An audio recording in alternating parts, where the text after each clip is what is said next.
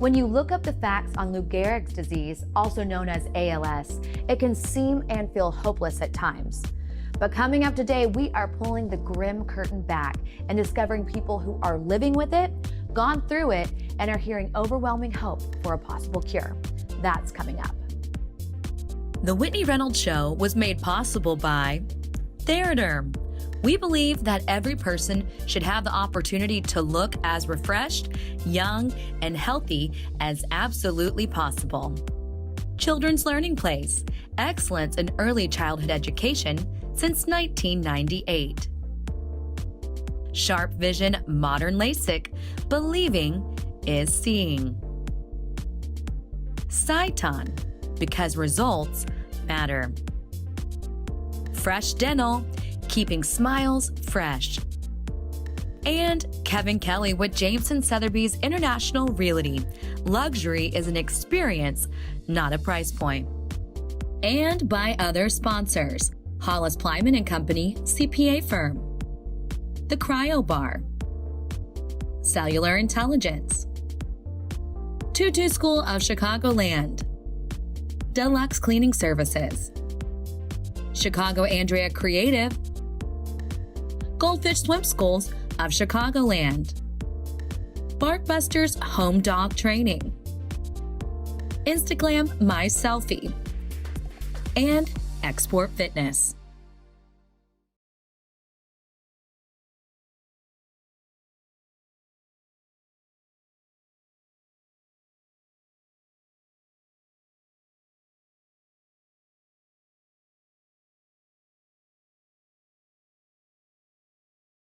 ALS hit a lot of our radars after the Ice Bucket Challenge went viral. More than likely, you saw the challenge video or even created one. But how much do you really know about the disease behind it all? Today, we are looking at a day in the life of people dealing with ALS.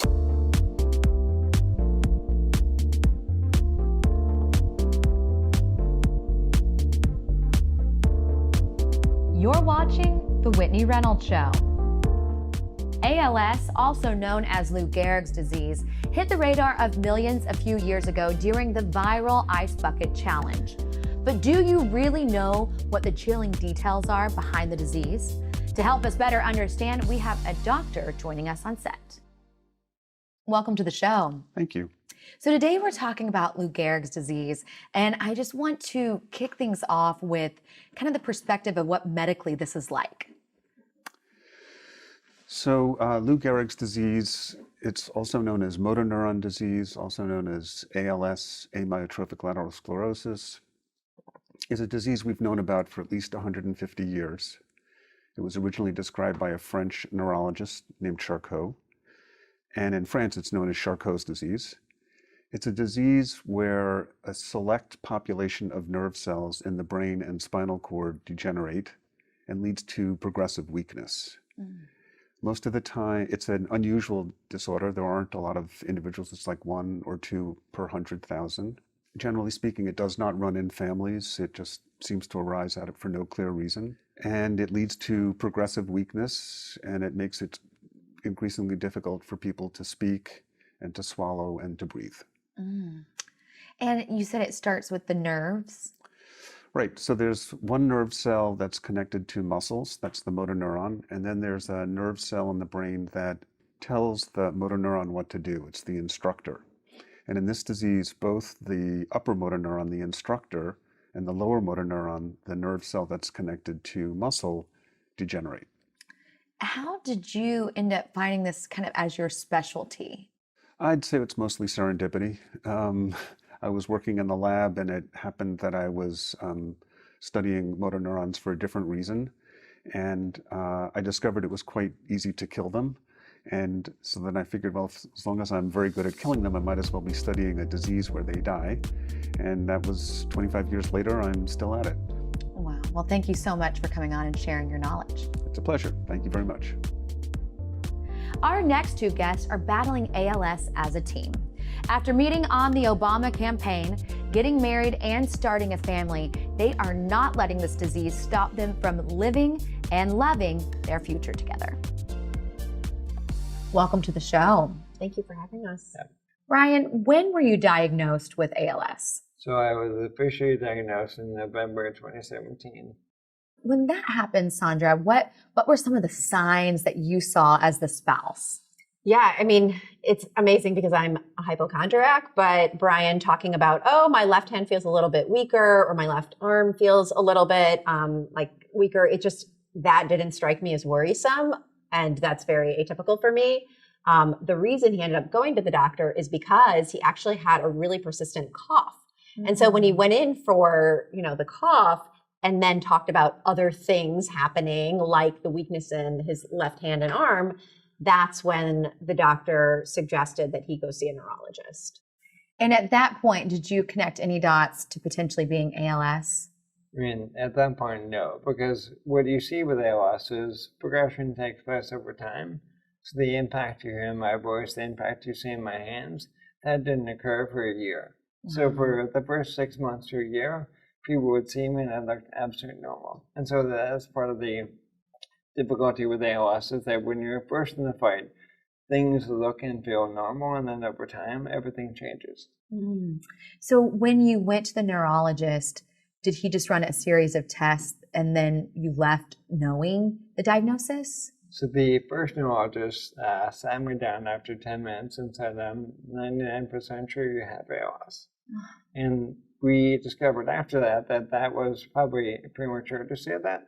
Because what you actually have to do is you have to exclude everything else. You have to test for HIV, you have to test for cancer, test for autoimmune diseases. Then once those come back as a no, then you can look at this and say, okay, the last thing we have left is ALS. So when you found out that you did have ALS, what was the first feeling for you? I know it's not. Yeah. I mean, it was unreal. And I didn't know anything about ALS. And Brian first said it to me in the car when he drove back home from that neurologist appointment and said, things are not okay. And I was panicking. And he told me that this doctor said that he's 99% certain that Brian has ALS. And frankly, at first I felt relieved because I thought, oh, isn't that like a chronic disease that you can live with? I thought about the ice bucket challenge. And then I thought oh, didn't we make a lot of strides and figure that out? And okay, that's hard, but we're going to figure it out. And Brian's like, actually, no, it's a terminal illness right now. And this doctor at the time gave us some misinformation, which is that he said, Brian, it's possible that you have 6 months to live. In reality, after diagnosis, patients typically live 2 to 5 years. But either way, very difficult news. And that was the day we brought our second daughter home from the hospital after giving birth. And so we had in the house a 6-day-old baby and a 2-year-old. And for you, when he told you that, did he walk you through what ALS meant, or did you already know? So he didn't really. He sat me down and said, do you know what ALS is? And I said, I know that Lou Gehrig had it. And then I said, but beyond that, I don't know what this really means. And that's when he said, well, what it means is there is no cure. And people can pass away as soon as 6 months after they're diagnosed. And so we had this kind of surreal moment. I'm sure you've had days like this in your life where you start the day on such a high. We're bringing our daughter home. And then I remember walking out of the doctor's office thinking, is this real? How does this happen? Right. And how did you cope in that moment? Was it immediately fight or flight? I'm going to help move the dial forward? So I would love to say that I had that immediate reaction. I didn't. I actually buried myself in work. I was a federal prosecutor at the time, and I had a couple of trials coming up. So part of what helped me kind of restore my life was going back to the things that made you feel normal. And as we're working through that as a family, as we're trying to see what we can do to actually treat this thing and see if we can find a way to actually accelerate the fight, that's when we started thinking about, could we do more? Is there more that we can do given who we are, given what we've been lucky enough to be a part of, and what we could bring to the fight? How long did it take you to get to that point to say, let's start something that's bigger than us? Well, I have started a couple of nonprofits in the education space, and so know how hard it is. And Brian obviously also knew how hard it was as my spouse, helping me start these two nonprofits. So basically 6 months after diagnosis, Brian started to fly around the country and try to figure out, like, what is missing? Why is this not moving at the pace that we needed to move, in spite of like all the progress that's been made? How do we make it go faster? And how can we help? And when he talked about the idea of launching another nonprofit, I was like, oh, like, Right. you know, that is so much work. It is so hard. And on top of what we're dealing with, like, is that the right thing for us? But ultimately, the more we learned, the more it made sense. What did you discover? Because that was an interesting thing that you just said, that you were flying out to try to understand why it's not going further, like what's happening. What did you discover? So I think the big takeaway was there are a lot of amazing people doing a lot of things. But when you look at the rate of progress in the ALS space, really the last 5 years have been a lot of progress, and before that there wasn't that much. And so what you had was this explosion of groups that were trying to do amazing things, but there was no real infrastructure. There was no capacity to tell the world what we actually were achieving. And so we looked at that and said, okay, two things that we're good at are actually organizing movements. We met in the Obama campaign in 08, and we're good at actually telling a story. And so the question that we started to ask was, could we find a way to kind of bring patients into a leadership role, bring the story to the world and say, look, we have a chance here to remake not just the ALS story, but every other disease that's connected to it, like Alzheimer's, Parkinson's, multiple sclerosis, and beyond. And so that for us was the moment where I finally convinced Sandra to allow me to dive into this, and we launched IMALS earlier this year. Wow. And with that, tell us about what's the mission? I know you just said about connecting people with stories, but like, what is the goal for y'all to accomplish with this? So I think the ultimate goal is to end ALS. That is easy to say. Every nonprofit out there, every doctor out there shares that goal. For us, the key metrics are, how do we accelerate that ending to be as soon as possible? So how do we get more research funding into the fight? How do we get people that are living with ALS access to treatments they need right now so they can become activists that help lead this fight? And how do we make people that are not involved in the fight aware of what we're doing and want to be a part of it? And with the drugs, because you just mentioned something, how does the drug market work for ALS right now? So right now it's pretty sparse. And that is one of the things that we're trying to change. The good news is, if you look back 10 years ago, there were 2 drugs that people were developing to treat ALS. They're now 35. So the pipeline is huge. Okay. And that means that the opportunity is huge. The question is, can we make people focus on that? And can we realize that the chance to actually change this thing is not ephemeral? It's a question of not if, but when. Have you found comfort as you've been walking through this journey with the I Am ALS group that now you're hearing their stories? Yeah, I mean, I'm so proud of the fact that I Am ALS is centered on this idea of patient-led movement work, right? That's just like the ethos of I Am ALS that makes this work so powerful. We don't care who finds a cure. You're a patient and you just want a cure. So you're willing to break some rules. You're willing to move faster. You're willing to do things differently in an out-of-the-box way when you're literally fighting for your life. And so I just feel so fortunate to be surrounded by this community of patients who, with the support that I Am ALS provides, feel like they have more tools to mobilize, to become a part of this organizing community that is now coalescing. And Brian, do you see it as a death sentence, or since you have been going through this and developing I Am ALS, do you see it as that, or do you see the opportunity for like, no, we can do this? I think I've taken describing ALS as a currently terminal illness. And what I mean by that is, today it will kill me, but that does not have to be our future. And so what is so amazing about what Sandra just mentioned is that we have a patient advisory committee of over 80 patients and caregivers that are working every day as volunteers, because they believe that the actual chance to make the currently terminal into a currently chronic illness is a real thing. So for your family, you do look at it as a terminal illness.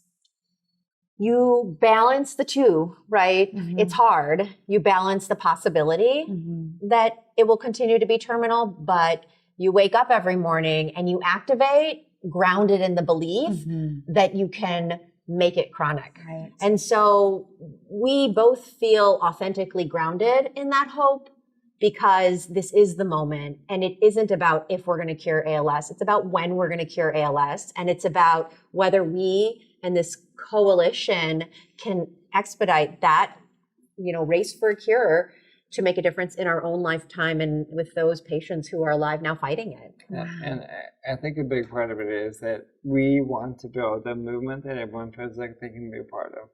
So there is no one who can't be a part of this, whether you're a patient, whether you're a caregiver, whether you've never met anyone with ALS or Alzheimer's.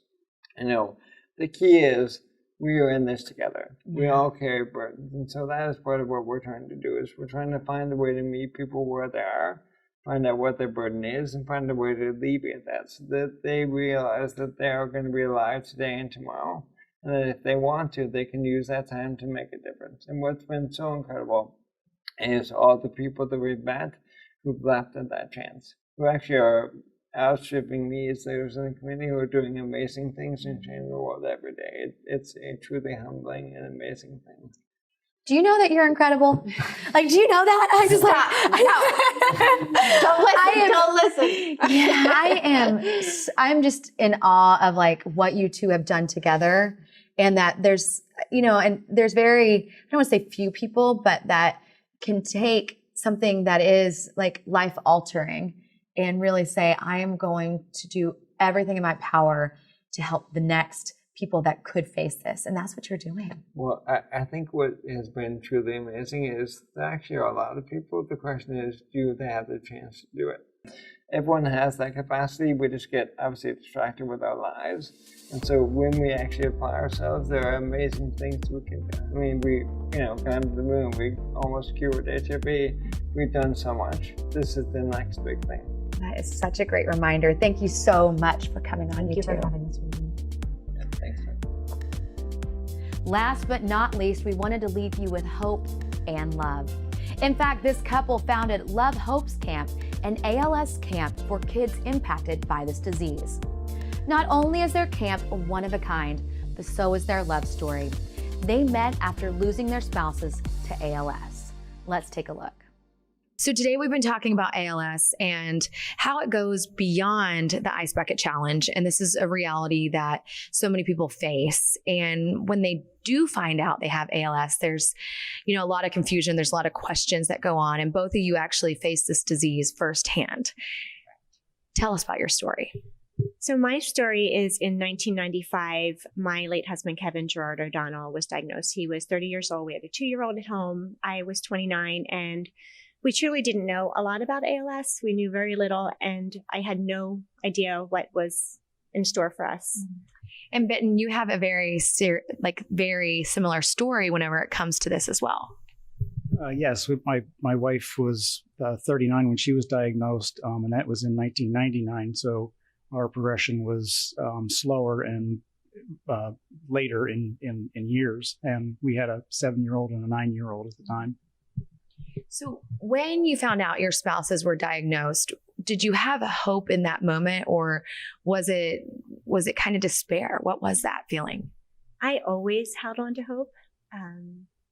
And I think that having hope in any circumstance, difficult circumstance, is key to just finding blessings in each day.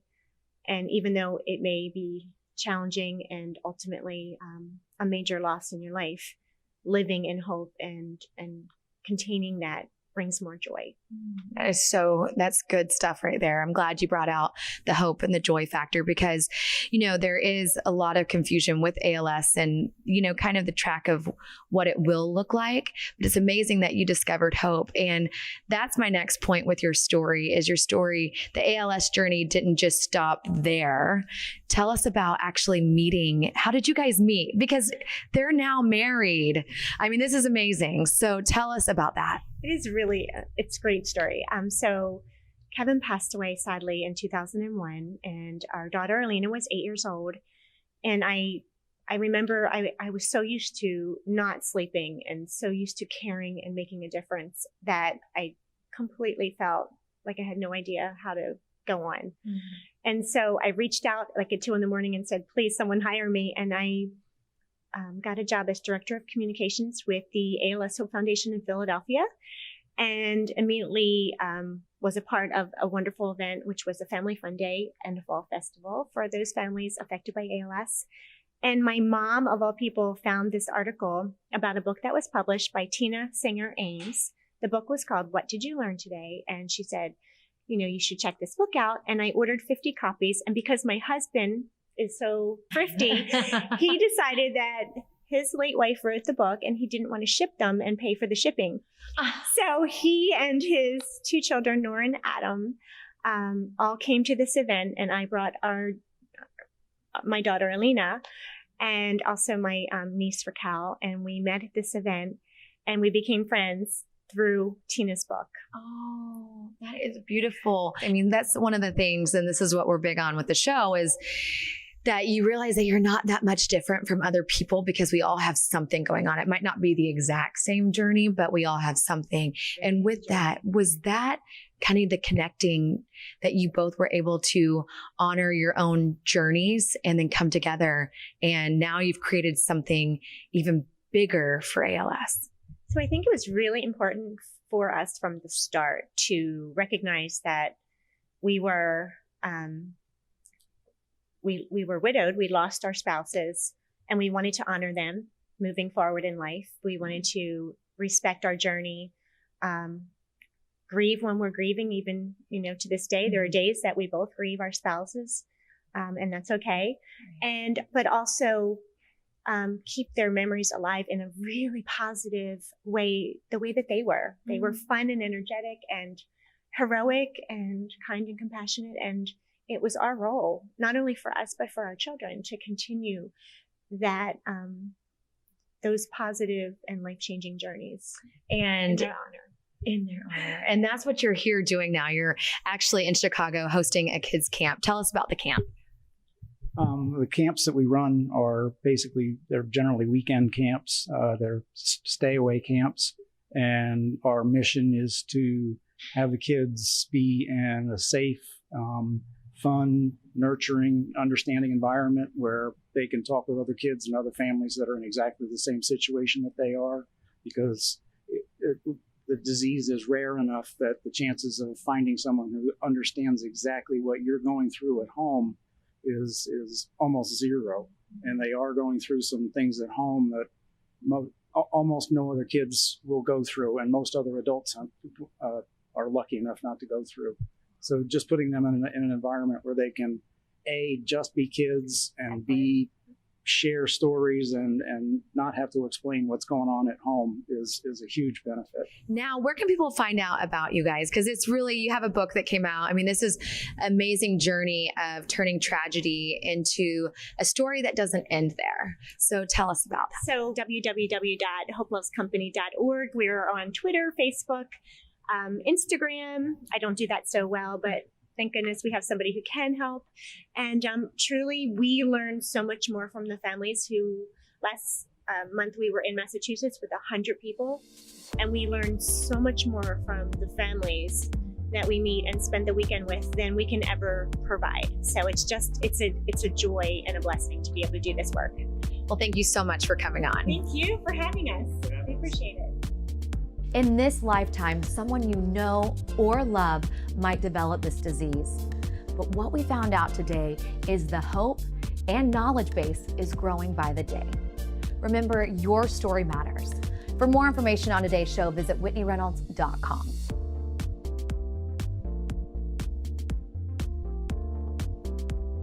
Go beyond the interview with Whitney Reynolds' 52-week guide of inspiration. The book goes deeper with the topics you see on The Whitney Reynolds Show. To get your copy for $12.95 plus shipping and handling, go to WhitneyReynolds.com/store and use code PBS. The Whitney Reynolds Show was made possible by Theraderm. We believe that every person should have the opportunity to look as refreshed, young, and healthy as absolutely possible. Children's Learning Place, excellence in early childhood education since 1998. Sharp Vision Modern LASIK, believing is seeing.